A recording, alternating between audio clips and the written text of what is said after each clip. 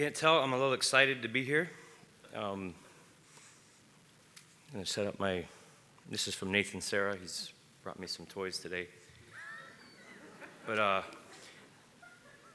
have something to say, and I'm so thankful for the opportunity God has given me to be here. And I'm going to start with a verse of Scripture. It says, John 17:17. The Bible says, "Sanctify them through thy word is truth." So I'm going to try to start with that verse, and I don't know when I'm going to finish, but I'm going to try to end with that verse. But truth is right here. And probably no one remembers this. We serve a holy God, and he also has a sense of humor. And I like to cut up and goof around. And on September 13th, probably no one remembers this, but Dave Johnson got up here and gave a testimony. And I think for the first time in our history, the message came before the testimony. Because I don't know if you remember, it was really long. And so recently I went back, got on YouTube, and I looked on, because I wanted to see how long he spoke. Because no one told me how long to speak this morning. And I was looking for it. I was thinking maybe it was 17 minutes long. I have no idea. But I looked for it, and we're living in a day of censorship. And I'm looking and looking, and there is censorship going on here at our church because I could not find it. So if I go too long, just tell me to shut up and I'll leave. But again, John 17:17, "Sanctify them through thy word is truth." And I'm going to read you a verse in Acts 27, verse 14.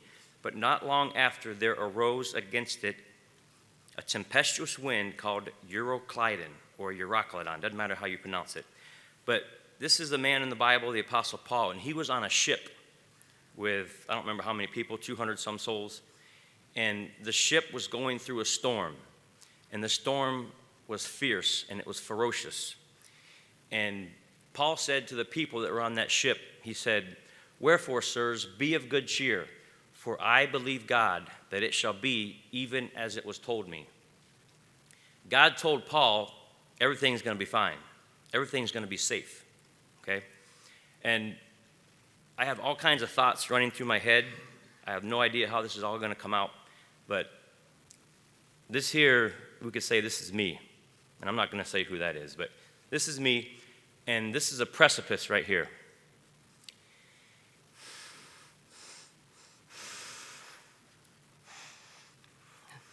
And I was close.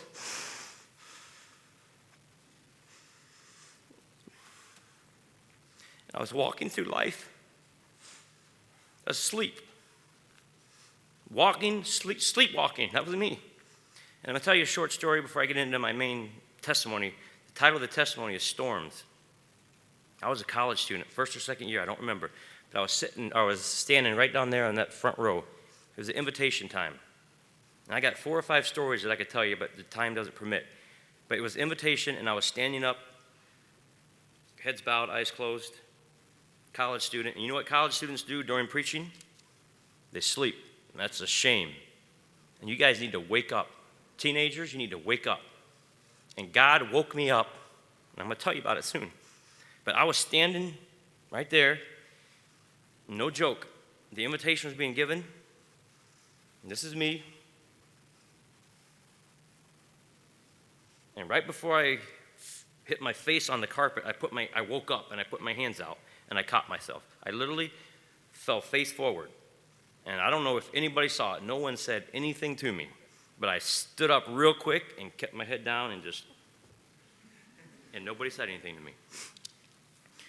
2020 was a crazy year. There's all kinds of adjectives you could describe 2020 as.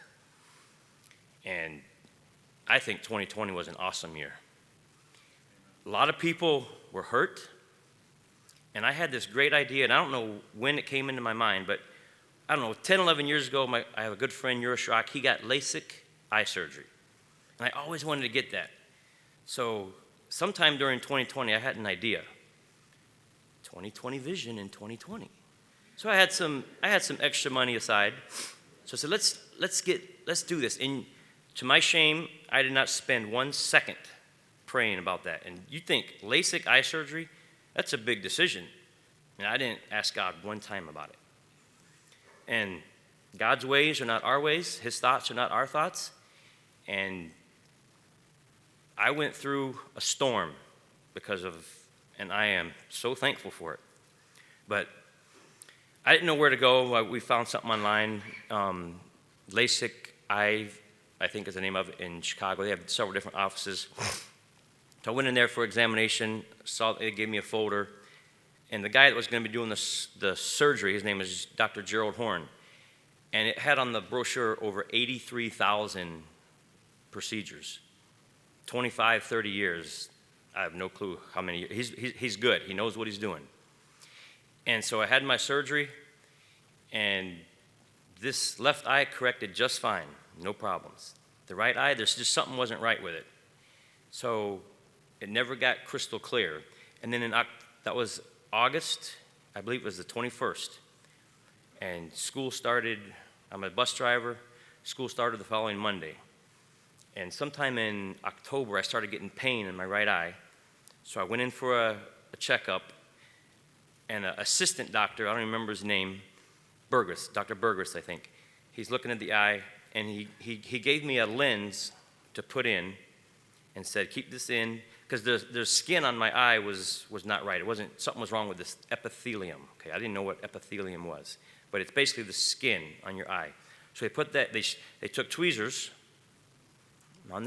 like this, and I can see the tweezers going over my eye, moving the skin around.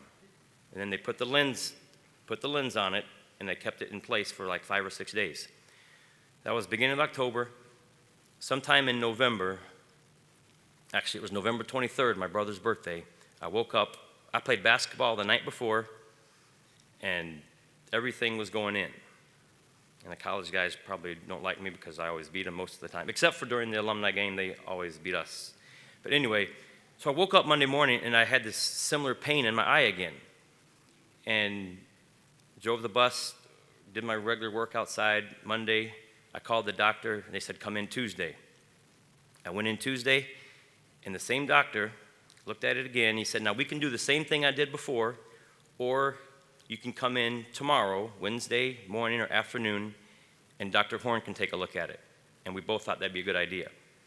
So I went home, drove the school bus Tuesday afternoon, and it was getting worse and worse. Like something is wrong here. I could not sleep that night. And for the first time, I went to the emergency room. I don't remember what time it was, but that was a total waste of time and money. They gave me eye drops. They gave me, Tylenol, and they gave me a shot of morphine. Didn't do anything. So I went home, tried to go to sleep, couldn't really sleep much. Early in the morning, Ura was there, and we drove the distance to, I don't remember what suburb it was. So I get in the office, and I'm in the waiting room, and got a hoodie over my head. Light is just terrible. And I'm on my knees, my head in a sofa. And some lady came over and took me into a room, and she looks at my eye, and she's just wiping all this junk away from it. And, I'm telling you, it was horrible. So finally, Dr. Horn came to the room, took me to the operating room. I'm laying on my back, and he looks at it, and I don't remember his exact words, but it scared the fire out of me. Because he said, you have a serious eye infection, and there's a chance you could be blind in your right eye. Like, oh, great. It's good. Thank you, Dr. Horn. You're my man. So he says, I can't do anything for you. I'm like, oh, okay. So I'm going to refer you to a cornea specialist. And those people, I don't remember all their names, Dr. Majmador, Dr. Epstein, those guys are amazing.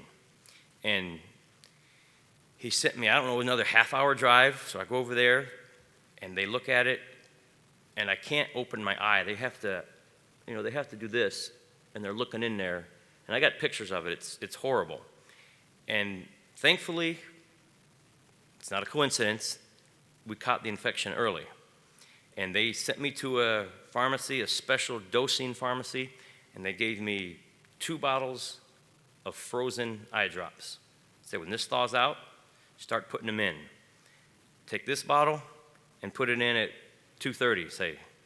Take this bottle at 3, 3:30, 4. This is Wednesday afternoon, the day before Thanksgiving. Okay? So I did that Wednesday afternoon before I went to bed Wednesday night. And then you think that's bad. My poor wife, we had to set 24 alarms on our phone all night, every half hour. And they had to be kept cold, so we had the cooler. And I don't know what time it was, 2 or 3 in the morning. I finally said, I think I can do this on my own. So I went in the other room, and she was able to sleep. And I only missed one time, and it was like 4 or 4:30 in the afternoon. And it was a storm, and the winds were fierce, and they were ferocious. But God brings storms into our lives for a purpose, to wake us up. And this is where I was, right here. I was close to going over. And again, I have all kinds of thoughts going through my head. I got a teleprompter up there telling me what to say next. Just kidding. But during this time when I was down, they said I'd be going through 6 to 8 weeks of fighting this. And so November 24th is when that night I went to the ER, and that was our last day of driving for the school bus before they shut down because of the pandemic. So we shut down for a month, and then I still had another month before I could get back.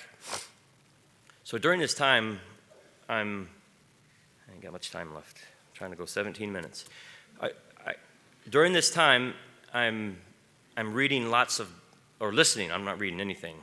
I'm listening to a lot of books, and I tell you what, I learned a lot. I went back and do American history, George Washington, Daniel Boone, Lewis and Clark, Davy Crockett, and then I went overseas to William Wilberforce, Eric Liddell. I mean, these men were incredible men. And I remember Thursday night Christmas banquet. I was just starting to come back. I was, Patch the Pirate. I remember Pastor Darren coming over and seeing how I was doing, and he heard I was listening to a lot of books, and he suggested again this Lewis and Clark, and I can't remember the name of the author. And so I said, okay, I'll give it a listen. And this is another kind of a joke, but it's truth also. So I started listening to it, and no kidding, I fell asleep 3 different times. Something to do with the author, maybe the way he was reading it. It just put me to sleep, so I never finished it. So, he does recommend good books, so I still take good suggestions from him. But I listened to another man, and many people have heard about him, but it's Richard Wurmbrand. A lot of you people have heard of that name. And he's from Romania. And he lived during the Nazi terror in the 1940s. And that was nothing compared to the storm that was coming his way. And this man was a faithful man of God, and he knew this book. And when Germany was defeated, many of you know communism came in. Horrible thing. And he got arrested for following God. And I think there was a 7-year sentence or 8 years, but he served 2 different prison terms. And he got released because a prison guard felt sorry for him, and the prison guard signed his release and mixed it in with a bunch of papers that the superior had to sign. The superior signing them, and the man is released. He signed Richard Wurmbrand's release without even knowing it. The guy was physically destroyed, got thrown out into the street, somehow made his way home, got recovered, and you know what he did? He started preaching again. All he had to do was say, no, I'm not going to do anymore, and they'll let me go. But he didn't. He would rather obey God than man. And one story, while he was in jail, he was in this prison cell with a bunch of other people. And the guards came, and there were priests, Catholic priests, all kinds of different denominations. They forced those prisoners to do the Lord's Supper. And they didn't use breadcrumbs, and they didn't use grape juice. They used something very disgusting that every human being produces. And they made them prisoners eat it and drink it. And we live in America, and we think we got it so good, and that's why we're so bad because we don't know persecution. And somebody said, if churches in America would preach the gospel clearly like they should, then we would have way less people professing Christianity. I go to Gary, you knock on doors, you know what almost everybody is? Everybody's a Christian. And I was with a college student yesterday, 17 years old, and we're driving around, all these churches everywhere. And you look at Gary's desolate. Nobody wants to live in Gary. People that live in Gary want to get out because Satan has destroyed the place. And you can look Chicago, everywhere, and it's not because they're Democrat cities. Satan is in charge, and he's destroying people's lives. And real quick, I got to wrap it up soon. But I remember a week or two before we had our Christmas concert, which we didn't have because of the virus, whatever.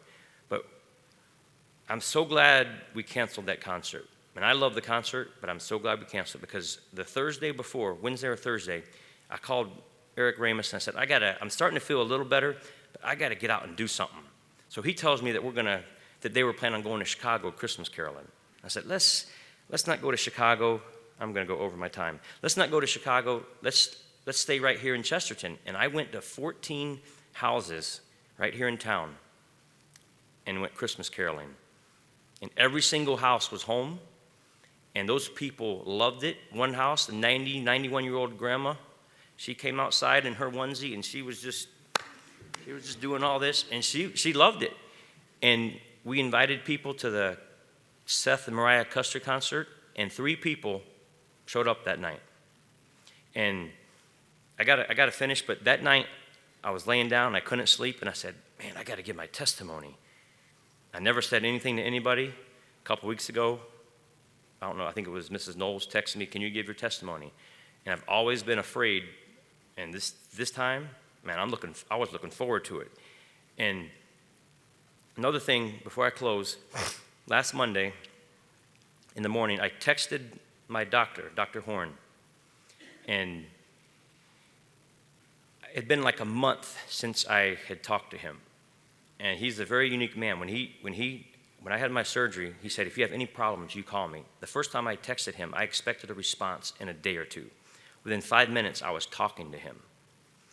And I didn't know it when I had the infection, but when I first saw him, I was 20/20 here, and I was 20/1,000 here. And I could barely see I could see something moving like this. And he told me later that was nothing short of a miracle that you recovered like that. And I said, you're absolutely right. It is a miracle. So I called him last Monday, or texted him early. I said, I have to talk to you today. So he said, how about right now? And I said, sure. So I called him. This is early in the morning. I don't know where the guy lives, hour or two away. I said, can you please come to church this Sunday morning? It would mean the world to me. And he said, Tim, something is going on. I don't know what, but something's going on. I will be there. So I head into work, and he texts me, and he says, I forgot. I'm going to be out of town with my daughter. We have a special trip planned. And I was like, rats. So I'm driving the bus, and while I'm driving, you can do 2 things at one time. You can drive, and you can pray at the same time, okay? You can turn the radio off, and you can pray. So I'm praying. Kids are on the bus. I said, please, if you can make it so he somehow cancels his trip. It's important to him, but please make it so he could cancel it and that he would be here, because he will be here. And God's ways are not our ways. His thoughts are not our thoughts. So I get back, I get off the bus, and I got a message on my phone from Dr. Horn. Tim, please call me. And I'm like, oh, my word. He's going to be there. His plans got changed that quick. No, it didn't. But he said, something is going on. There's a higher power at work. And we have a patient that we did surgery on her, and something's not healing right. Can you please pray for her? Can you please have your congregation pray for her? And I'm like, yes. I don't think anyone has ever gave a testimony and prayed at the same time. I don't think that's ever happened. I don't know. And I said, we're going to pray for her. And that very morning, I went into the front desk. And for the first time,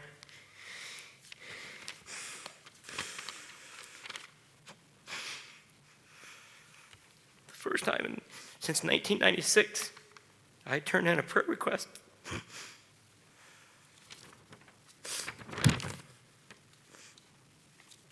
And her name is Angela. And I don't even know if she's watching, but right now, Dr. Gerald Horn is in, Colorado. And he's watching online right now. And he said he's going to send the link to Angela. And there's people in town that I invited to come here this Sunday.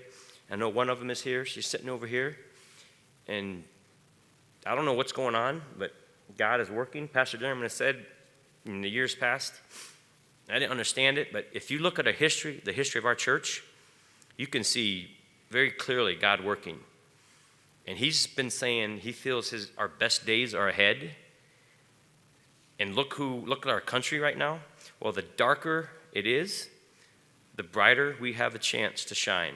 And every single one of us, don't be scared, okay? If you're saved, you have the Holy Spirit, and there's no reason why you shouldn't open your mouth and talk for God. There's no reason why you shouldn't. You should not be ashamed. And I went into a school before I started driving again. They let me work in the school until my eye was all better. And I walked in before my first day, and I'm not going to mention any names, but I was wearing a hat. And I was wearing a diaper over my face. And it had a name on it, and most of you know what the name is. Okay, I'm not going to say his name, but he's got orange hair, and Orange Man is bad, okay? Stay away from Orange Man. The guy told me, he walked outside with me and said, Tim, there was 4 people standing there, and they knew what I went through. And I said, listen, what I went through was horrible, and I would go through it again if I needed to. It was one of the greatest things that's ever happened to me. And he walked out with me, and this was January 19th, okay, a day before Wednesday, January 20th. And if you know what happened that day, okay, he told me, I don't care who is going to be running our country, but what you're wearing, you cannot wear on our school property.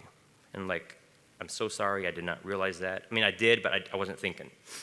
So I came into school the next day, Chesterton Middle School, and I don't care what people think. I'm past that. I don't care what you think. I know if I'm doing what this Bible says, I could care less. I walked into that school, and thankfully Eric Ramus gave me this idea. I got a shirt that says, "Stand up for Jesus." And I was walking around that school when those kids, they get out of class, and they're just looking at me. And I think one kid gave me a thumbs up. The next day, I stand for the flag, I kneel for the cross, and people saw it, and they noticed. And we need to stand up for truth and righteousness. And this Bible says in John 17:17, sanctify them through thy word is truth. Thank you.